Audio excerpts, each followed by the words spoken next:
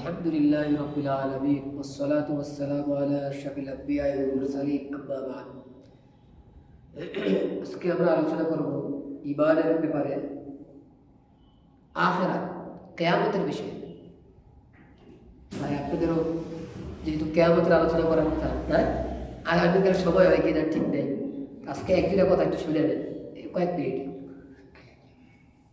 আমাদের মূল ঈমান, যেটাকে বিশ্বাস করা জরুরি, বিশ্বাস না করলে বেমার হয়ে যাবে।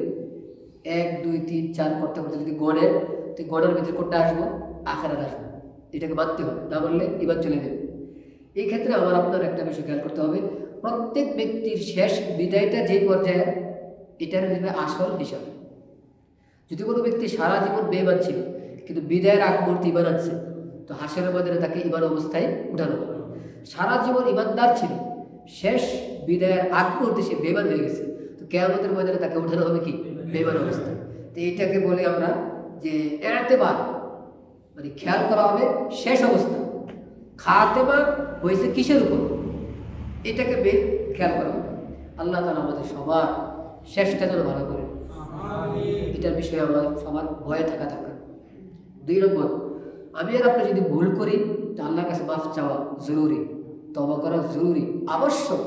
তবে এটা টাইম, যখন মরণের সময় কাছে আসে, ফেরেশতা দেখে ফেলেছে, গড় হালত চালু হয়ে গেছে, তখন আর তওবা আমার আপনার কবুল হবে না। এর আগে তওবা করলে তওবা কবুল হবে, এরপরে তওবা করলে আর তওবা কবুল হবে না। 3 নম্বর, কিয়ামত 2 রকম, একটা ছোট কিয়ামত, একটা বড় কিয়ামত। প্রত্যেক ব্যক্তির উপরে যখন নাকি ইন্তেকাল আসে, মৃত্যু আসে, এটা ছোট কিয়ামত। আর ওই শিক্ষায় যে ফুৎকার দিবে ইসরাফিল আলাইহিস সালাম 2 বার, ওই যে ঘটনা ঘটবে, ওইটা হলো কি? বড় কিয়ামত। বুঝে আসছে ভাই? এখানে আরেকটা ছোট্ট কথা, কবর কাকে বলে? 2টা শব্দ বলে শেষ করো, কবর আর বরজখ। আমাদের অনেক ভাইদের বিষয়টা পরিষ্কার না, অস্পষ্ট। পৃথিবীতে কবর নিয়ে ঠেলাঠেলি আছে। একদল ব্যক্তি বলে যে আমাদের এই যে পাশে কবরস্থান দেখছেন না, তারা এটাকে কবর বলে। এরা বলে ভালো ব্যক্তির রুহু থাকে ইল্লিনে, আর খারাপ ব্যক্তির রুহু থাকে সিজ্জিনে। এটা বাস্তব। তাদের ধারণা হলো ওইটাই কবর, এটা একদল। আর আরেক দল বলে ওই ইল্লিনেও কবরটা কবরের সাথে সম্পৃক্ত না, সিজ্জিনও কবরের সাথে সম্পৃক্ত না। যে গর্তের ভিতরে মানুষের লাশ রাখবে, এইটাই শুধু কবর। তাহলে কয় মতামত এলো? দোনো মতামতটাই ঠিক না, ভুল। কেন? যদি বলেন শুধু ইল্লিন কবর, সিজ্জিন কবর, তাহলে নবীজি এরকম কবরে গিয়া কেন জিয়ারত করলেন? হাদিসে আছে এবং কোরআনে পাকে 1 2 জায়গা না, 10-এরও বেশি জায়গা আমি নিজে করছি, 10-এর উপরে আমি করছি, সব বইটা শেষ করে নেই। কবর কবর শব্দ ব্যবহার করছেন আল্লাহ তাআলা। তো যদি আমরা কবরটা দেখি না, ইল্লিন তো দেখছেন না, সিজ্জিনও দেখি নাই, তো যেটা দেখি নাই ওই কবরের কথা যদি আল্লাহ বলেন যে কবরে যাও, কবরে তোমাদেরকে রাখা হয়, কবর তো আমরা দেখি না, কবরে যাবো যদি বলে কবরে যাওয়ার কথা, তো কবর যদি আমরা নাই দেখি যাবো কিভাবে? হাদিসে আসছে নবীজি কবর জিয়ারত করতে গেছে, শুনছেন না? তো যদি এটা কবর না হয়, তো নবীজি গেলেন কোথায়? ফেসলা করে অস্পষ্ট। আর যেই ভাই বলবেন শুধু গর্তটাই কবর আর কোনোটাই কবর না, তাহলে যেই ভাই, আমার যেই ভাই পানিতে পড়ে মারা গেছে, তা আপনি কি বলবেন? কবর পায় নাই। খেয়াল করছেন নি? আগুনে পুরা ছাই হয়ে গেছে, তা যেই ভাইরা বলবে এই গর্তটাই কবর, সে বলবে তার কথা অনুযায়ী ওই ব্যক্তি কবর পায় নাই। নাউজুবিল্লাহ। গরম করছে, প্রত্যেক ব্যক্তি কবর পাবে।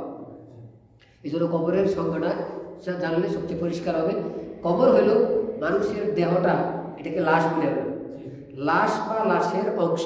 আমি আপনাদেরকে আগে শোনাইছিলাম, লাশ বা লাশের যেখানে আছে সেটাই কবর।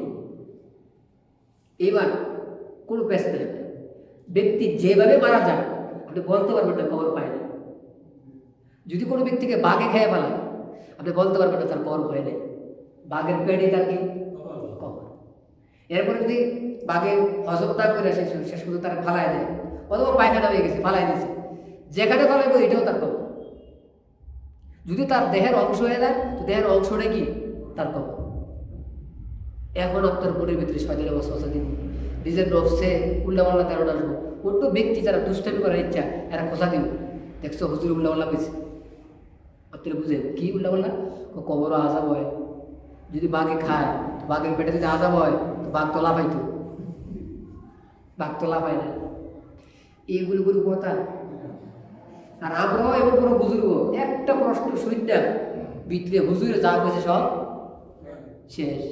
আমার আসে হুজুর অমুককে এই প্রশ্ন করছে, আমি বলছি আমি আপনার প্রশ্নের উত্তর দিব না। কেন? অমুককে গিয়ে বলছে যে হুজুর এই কথা বলছে। আপনার কথা বুঝেন না, আপনি কি গিয়ে বলছেন ওই ব্যক্তিকে যে হুজুরে আমার হুজুরে এই কথা বলছে, আমার কথা ঠিক না বে ঠিক? আপনি যা শুনছেন হুজুর ঠিক, ঠিক কথা বুঝাইলেন না, আর তার ভুল কথাটা এসে আমার কাছে কি করলেন? এই কাজটা তো সুন্দর করেন না, ইনসাফ করেন না। আপনি গিয়া বলেন যে হুজুর এই কথা বলে, আপনি উল্টা তার কথা এসে আমার শুনেন।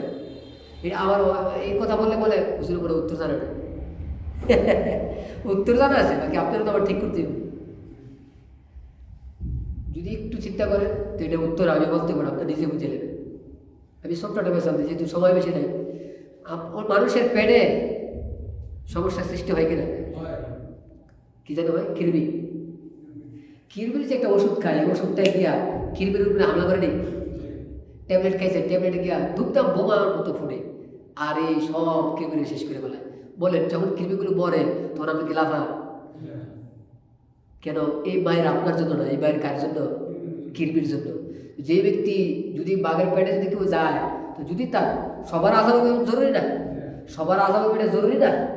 কবরে শুধু আজাব হয় না, সব হয়। সব আজাব দৌড়টা কবরে হয়। সব মানে আরাম আর আজাব মানে কষ্ট। তো সবার কষ্ট হবে মানে জরুরি না। যদি কথার কথা তার কষ্ট হয় তো যার জন্য কষ্ট সে ব্যথা পাইলে যথেষ্ট। যার জন্য কষ্ট এর নিয়ে চিন্তা নাই, যার ব্যাপারে কষ্ট মানে মাসালা না তার নিয়ে টেনশন। বুঝলেন না? খেয়াল করছে? একজন এসে হুজুর কবরে আজাব হয়, এটা কোরআনে আছে? কবরে আজাব হয় কোরআনে নাই, এটা আপনি টেনশন? হ্যাঁ, আল্লাহ কি বুদ্ধিমান। ওনারে কবরে রাখার আগে কিছু কাজ করছেন নি? কি করছেন? তার গায়ের কাপড় খুললা, এক নম্বর কাপড় খুলে নিছে, 2 নম্বর গোসল দিছে, 3 নম্বর কাপড়ে কাপড় পরাইছে, এবার জানাজা পড়াইছে। কটা কাজ হইল? তাই বলছে এই 4টে কাজ কোরআন থেকে দেখা। ওইটা তো চিন্তা করে নেই। ওই যে কাজ করার এটা করে লেছে চিন্তা করা ছাড়া। কবরে আজাব যদি হয় কথার কথা, তো আজাবটা আপনি দিবেন না ফেরেশতা দিব? হ্যাঁ তো দিব না। তো যে কাজ হ্যাঁ না এটা নিয়ে টেনশন। বুঝেন না? যেটা নিজের কাজ না এটা নিয়ে কিন্তু মারাত্মক টেনশন। আর যেটা নিজের কাজ ছিল এটা কোরআনে আছে না আছে জিজ্ঞাসা নাই, দুধদাম করে লেছে।